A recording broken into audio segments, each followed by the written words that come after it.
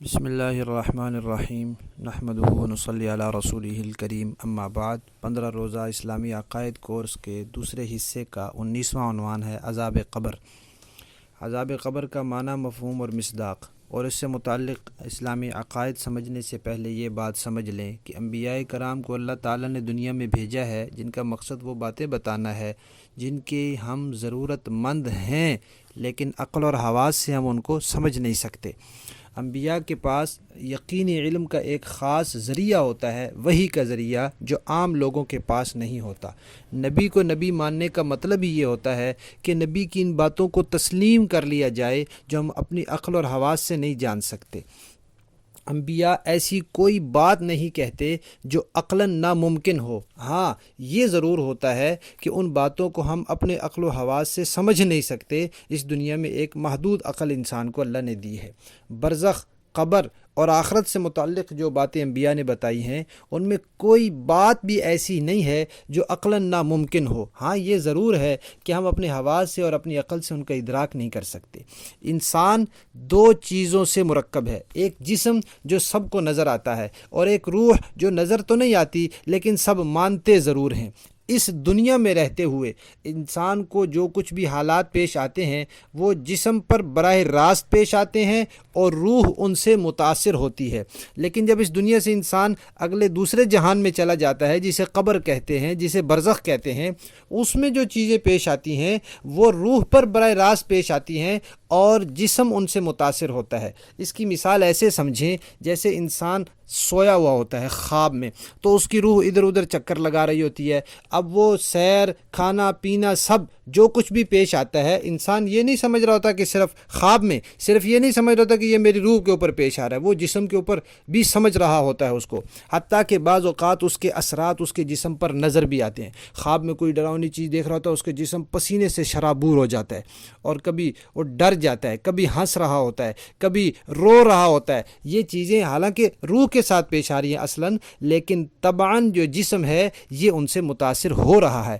تو اسی طرح جب انسان اس دنیا سے چلا جاتا ہے تو جو قبر اور برزخ کا زمانہ ہے اس میں اللہ تبارک و تعالیٰ کی طرف سے جو ثواب یا عذاب کا سلسلہ ہے وہ اصلاً اور براہ راست تو روح پر پیش آتا ہے، لیکن جسم بھی اس سے متاثر ہوتا ہے۔ اور جیسے خواب میں کوئی آدمی اس کی کوئی پٹائی کر رہا ہے، وہ تکلیف محسوس کر رہا ہے، لیکن سوئے ہوئے آدمی کے پاس بیٹھے ہوئے انسان کو پتہ نہیں ہوتا۔ اسی طرح مرنے کے بعد مردے کے ساتھ جو کچھ ہو رہا ہوتا ہے ہمیں کوئی ضروری نہیں کہ اس کا پتہ چلے، کبھی کبھی اللہ تبارک و تعالیٰ مشاہدہ کرا بھی دیتے ہیں، عام طور پر انسانوں سے وہ پوشیدہ رہتا ہے۔ تو عنوان ہے عذاب قبر۔ عذاب کا معنی ہے سزا، اور قبر کا معنی کیا ہے؟ قبر کا حقیقی معنی تو یہی گڑھا ہے زمین میں جو ہم بناتے ہیں جس میں مردے کو دفناتے ہیں۔ بعض لوگ کہتے ہیں قبر سے مراد کوئی آسمان کی قبر ہوتی ہے، وہ غلط کہتے ہیں، کیونکہ نبی کریم صلی اللہ علیہ وسلم نے قبرستان جانے کا مسلمانوں کو پہلے منع فرمایا، پھر فرمایا کہ اب جایا کرو، تو وہ یہی زمین والی قبریں تھیں، آسمان والی قبروں پر تو کوئی نہیں جا سکتا۔ ایک مرتبہ آپ صلی اللہ علیہ وسلم کا خچر بدک گیا تو آپ نے فرمایا قبر میں عذاب ہو رہا ہے۔ اب آسمان والی قبر کے عذاب کی وجہ سے تو خچر نے نہیں بدکنا تھا، آپ نے فرمایا کہ یہود و نصارہ نے اپنے انبیاء کی قبروں کو سجدہ گاہ بنایا اور میری قبر کو سجدہ گاہ نہ بنانا، تو یہی زمین والی قبر کو انہوں نے سجدہ گاہ بنایا۔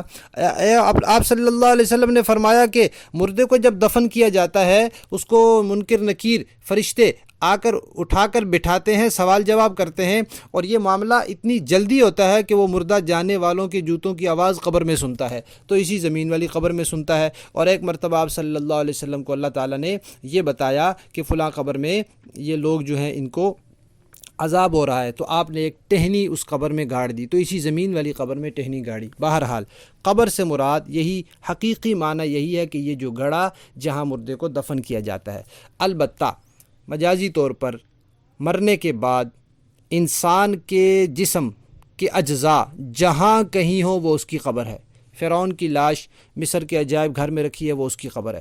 کسی انسان کو اللہ تعالیٰ حفاظت فرمائے، کسی کا کوئی درندہ کھا جاتا ہے، سمندر میں چلا گیا، مچھلیاں کھا جاتی ہیں، ان کے جسم کا حصہ بن جاتا ہے، تو انسان کے جسم کے اجزاء جہاں جہاں ہوں وہی اس کی قبر ہے۔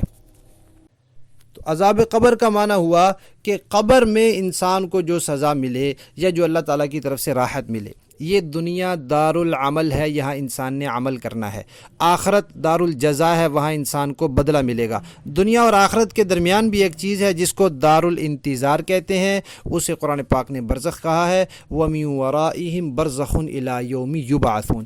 تو برزخ ایک زمانہ ہے، ایک وقت ہے۔ دنیا میں جب انسان کا وقت ختم ہو جاتا ہے، اس کی موت آ جاتی ہے، اس وقت سے لے کر قیامت تک کے درمیان کا جو وقت ہے اس کو برزخ کہتے ہیں۔ برزخ کا معنی ہوتا ہے پردہ، تو اس زمانے کے جو احوال ہیں وہ دنیا والوں سے پردے میں ہوتے ہیں، اس لیے اس کو برزخ کہتے ہیں۔ مرنے کے بعد اللہ تعالیٰ نے انسان کے لیے دو جگہ عذاب ثواب کا سلسلہ رکھا ہے، ایک سلسلہ متناہی ہے، وقتی ہے، عارضی ہے، وہ قبر میں ہے، اور ایک سلسلہ پھر آگے دائمی ہے، وہ جنت اور دوزخ میں ہے۔ موت کسے کہتے ہیں؟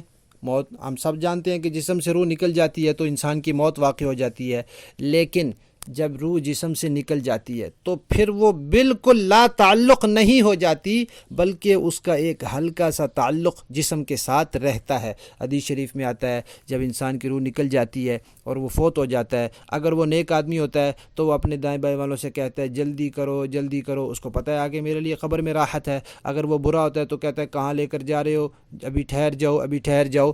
تو کچھ ہلکا سا تعلق روح کا ہوتا ہے تو اسی لیے جسم کہتا ہے، لیکن ہمیں محسوس نہیں ہوتا۔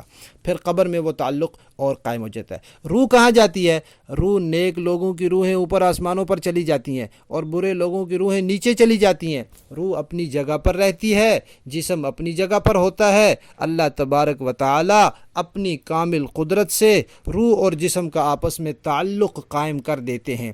اس تعلق کی وجہ سے روح اور جسم دونوں کو قبر کا عذاب اور ثواب محسوس ہوتا ہے۔ اور یہ کوئی ضروری نہیں ہے کہ جسم کا ڈھانچہ پورا موجود ہو تو پھر اس پر عذاب یا ثواب ہوگا، نہیں۔ جسم کے مختلف اجزاء ہوں، کہیں بکھرے ہوئے ہوں، جو جز جہاں ہوگا اللہ تبارک و تعالیٰ اپنی قدرت سے اس کو ساتھ عذاب اور ثواب کا سلسلہ جوڑ سکتے ہیں۔ یہی تو ہے برزخ کے پردے میں ہے، اس دنیا میں رہتے ہوئے پوری انسان کو سمجھ میں نہیں آ سکتی۔ عذاب قبر، قبر کے اندر عذاب اور ثواب کا جو سلسلہ ہے اس کا ثبوت قرآن پاک سے ہے، متواتر احادیث سے ہے، اس لیے یہ ضروریات دین میں شامل ہے، قطعی عقائد میں شامل ہے۔ اس کا منکر پکا کافر اور دائرہ اسلام سے باہر ہے۔ قرآن پاک میں اللہ تبارک و تعالیٰ فرماتے ہیں النار یعرضون علیہا غدوا وعشیا، سورہ مومنون کی آیت نمبر 46 ہے کہ فرعونی جن کو اللہ تبارک و تعالیٰ نے غرق کیا، فرمایا صبح و شام وہ آگ پیش ہوتی ہے، وہ آگ پر پیش ہوتے ہیں۔ تو کون سی آگ ہے؟ دوزخ میں تو بعد میں جائیں گے، یہی قبر کے عذاب کی آگ ہے۔ اور قوم نوح کے بارے میں سورہ نوح کی آیت نمبر 25 میں فرمایا مما خطیئاتہم اغرقوا فادخلوا نارا، ان کو اللہ تعالیٰ نے غرق کیا اور پھر آگ میں داخل کر دیا، اسی وقت داخل کر دیا اللہ تعالیٰ نے۔ وہ کون سی آگ ہے؟ وہ یہی برزخ اور قبر کے عذاب کی آگ ہے۔ اور ترمذی شریف کی روایت ہے، آپ صلی اللہ علیہ وسلم نے فرمایا القبر روضۃ من ریاض الجنہ، قبر جنت کے باغوں میں سے ایک باغ ہے یا دوزخ کے گڑھوں میں سے ایک گڑھا ہے۔ اور حضرت عائشہ فرماتی ہیں، بخاری شریف کی روایت ہے، رسول اللہ صلی اللہ علیہ وسلم نے فرمایا کہ اہل قبر کو ان کی قبروں میں عذاب دیا جاتا ہے، ایسا عذاب جس کو سارے جانور سنتے ہیں، انسان اور جنات کے علاوہ باقی مخلوقات اس کو سنتی ہیں۔ انسان اور جنات سے وہ پردے میں ہے، ان کو نہیں، وہ سنائی دیتا۔ تو قبر کے اندر یہ جو حیات حاصل ہوتی ہے اس کو حیات قبر بھی کہتے ہیں کیونکہ وہ جگہ قبر ہے، اس کو حیات برزخ بھی کہتے ہیں کیونکہ وہ زمانہ برزخ ہے۔ اس دنیا میں حیات دنیاوی ہے، وہ یہ دنیا کا زمانہ ہے، وہ برزخ کا زمانہ ہے، اس لیے اس کو حیات برزخ۔ بعض لوگ اس کو حیات دنیاوی بھی کہہ دیتے ہیں، دنیاوی سی یا دنیاوی بھی کہہ دیتے ہیں، وہ اس معنی میں کہ اس دنیا والے جسم کو حاصل ہے، کوئی نیا جسم نہیں ہے جس کو اللہ تعالیٰ نے عذاب ثواب کے لیے بنا دیا۔ یہ دنیا سے جو جسم جاتا ہے محنت مشقتیں کر کے یا گناہ کر کے، اسی جسم کے ساتھ وہ سارے حالات پیش آتے ہیں، اس لیے اس کو حیات دنیاوی بھی کہہ دیتے ہیں۔ بعض حیات روحانی کہتے ہیں، تو حیات روحانی کا مطلب بھی یہی ہوتا ہے کہ صرف جسم نہیں، صرف جسم کو جب روح نہ ہو تو خالی جسم کو سزا دینے کا فائدہ، روح کے تعلق کے ساتھ جسم اور روح دونوں کے ساتھ یہ عذاب اور ثواب کا سلسلہ پیش آتا ہے۔ تو ہمارا یہ عقیدہ ہے کہ وفات کے بعد سے لے کر قیامت تک کا جو زمانہ ہے یہ برزخ ہے، عالم برزخ میں جسم کے ساتھ روح کا کچھ نہ کچھ تعلق ضرور رہتا ہے، اس تعلق کی وجہ سے قبر کی راحت یا عذاب جسم و روح دونوں کو محسوس ہوتا ہے، اور قبر کے عذاب یا ثواب کے لیے جسم کے ڈھانچے کا باقی رہنا ضروری نہیں ہے۔ قبر کے اندر جو عذاب اور ثواب کا سلسلہ ہے، یہ قرآن اور متواتر احادیث سے ثابت ہے، اور اس کا منکر کافر ہے۔